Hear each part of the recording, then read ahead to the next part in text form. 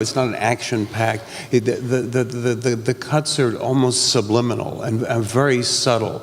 Was that difficult to find that rhythm?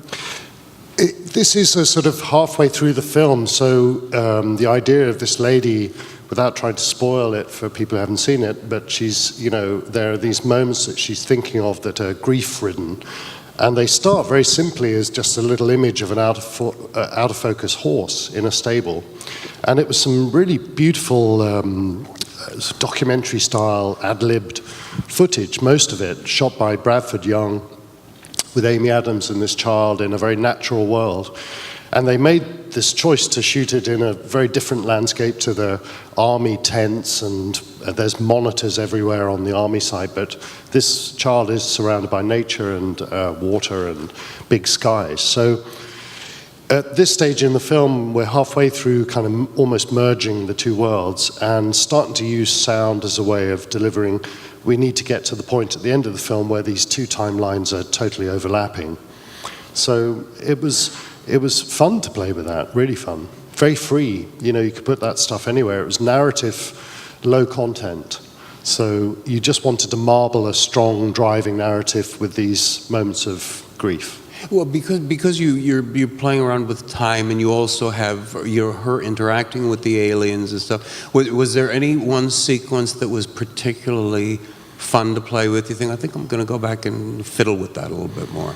In terms of interacting with the aliens? No, just in terms of editing, in terms of finding the right rhythm. We changed everything. I mean, it's very difficult to talk sometimes. It feels like a screenplay doesn't do enough, but you're at the culmination of everybody's work, the camera work and the music and the sound edit.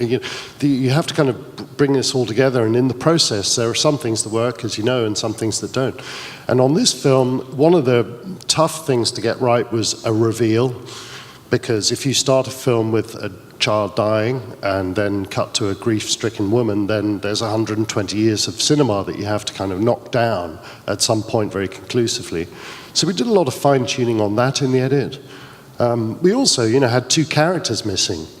And this is my first so-called big VFX film, although it's not as big as Rob Legato's kind of big VFX film. For me, it was a big step. With about 750 VFX shots. And of course, for the most part, you've got somebody standing in a green lycra suit holding a tennis ball. It's an unforgiving look. And but for the grace of God go I, But you've got no indication of time, and we had no sound coming from those characters.